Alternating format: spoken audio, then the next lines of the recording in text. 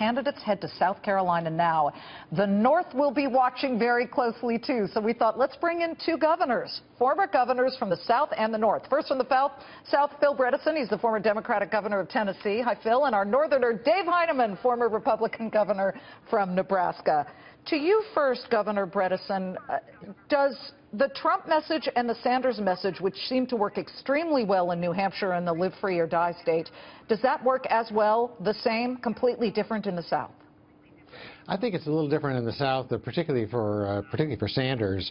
But I think it's interesting to me that I really think a lot of them are drawing from the same voter pool. As a Democrat, I watched some of the Trump rallies, and there's a lot of people standing there who, Democrats would like to claim as their own. This is a very mixed-up year in terms of the appeals that are out there. And Democrats ought to be watching this. They ought to be listening real carefully to what Trump has to say. Well, perhaps everybody should. And again, they should also be listening, Governor Heineman, from your side, to what Bernie Sanders says. There seems to be very, very big unhappiness, major disappointment in how or whether the system works for the little guys out there. Well, Liz, you're exactly right. The average American is upset with the political system. They're angry at the federal government. They're mad at Wall Street. And the reason they are is they feel like the system's unfair right now, that it favors Wall Street over Main Street, the rich over the middle class. And interestingly enough, the two winners last night, neither one has a super PAC. Donald Trump is funding his own campaign. Bernie's doing it with small contributors. And how many times did you see on television last night one of the independents in New Hampshire was trying to decide between Trump and Sanders? Right. So their messages in some ways are very, very similar. What about that, Phil? That's a great point to be made as we look forward. But let's bring John Kasich into the picture. There have been a lot of people from the start who said John Kasich will be that alternative choice because he does have experience. He did help balance the budget. He is very much cognizant of what it's like to grow up on sort of the short end of the societal stick, Yeah, well, I think, first of all, I'd say, John Kasich is exactly the sort of person that in a reasonable world would be, I think, a formidable candidate, for president. He's obviously bet a lot on New Hampshire, and, congratulations to him for his showing there. It's a long road from there, and the next few states are obviously ones that are much more difficult for him. But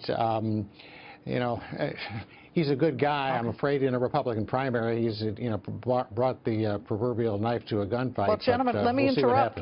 We have our first dropout in the wake of New Hampshire, and it is not Chris Christie. It is Carly Fiorina. She has officially said that she is suspending her campaign. I'm going to quote from the Carly for President website. This campaign was always about citizenship, taking back our country from a political class that only serves the big, the powerful, the wealthy, the well-connected. That to me is a Sanders, certainly a nod to that. But election after election, the same empty promises are made. I've said throughout this campaign, quote, and again, this is Carly Fiorina stepping down out of the race, that I will not sit down and be quiet, and I'm not going to start now. While I suspend my candidacy today, I will continue to travel the country and fight for Americans who refuse to settle for the way things are. Who, Governor Heineman, gets Carly Fiorina's voters who now are looking for the next candidate? Well, first of all, let me say Carly is an outstanding individual. I actually had dinner with her several months ago. I'm sorry to see her get out of the race. It's not unexpected. I expect others will follow. You've mentioned Governor Christie. I think that'll happen here in the next 24 hours would be my bet. It's really down to a five-person race when you think about it on the Republican side. Trump, Cruz, Rubio, Bush, and Kasich.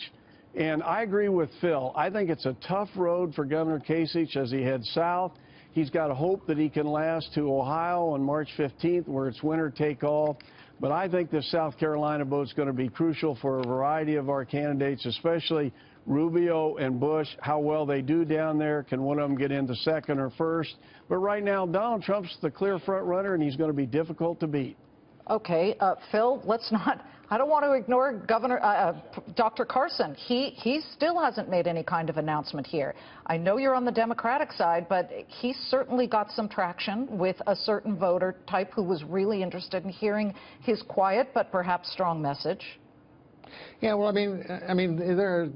obviously there were a number of people on the Republican side, and the real question is going to come just, who's got the staying power, who can close the deal, and in a sense he's been out of that process, I think, for some time now in terms of setting up the kind of organization. I mean, it's ridiculous to make the comparison because they're two completely different people. But with Carly Fiorina suspending her campaign, are those who are perhaps looking for that history-making moment of a female president, do they perhaps any stretch here to say, too much of a stretch, that they'd go to Hillary, maybe? Look, I think it's very difficult to say that one person's voters are going to go somewhere else. Certainly, there are people who are interested in a woman president, who are interested in Carly, and how about vice president? And who may come to Hillary. But I think what'll happen is they'll scatter out to different places, just like they will with every other candidate. Governor Heineman, would maybe a leader, one of the front runners, say, "I'm picking Carly as my running mate"? I think you've got to seriously consider her. She's, like I say, just a terrific individual, had a great message, didn't have a lot of money, and I think that complicated her situation. Dr. Carson is a terrific individual, too, but it just doesn't seem to be his year. The campaign is lagging now, and as I said, I think it's down to 5. Each race, each week, is going to get more difficult, and probably as we go along, more and more candidates will fall by the wayside. Eventually, the Republican side will look like the Democrat side, down to 2 candidates, and then that makes the choice clearer for most people. Who do you want to choose? And again, we'll see what happens, but presidential races are very difficult, particularly when you don't do well. Great to have you both. From the north, Governor Dave Heineman; from the south, Tennessee's Phil Bredesen. Thank you so much. Thank you both. Thanks.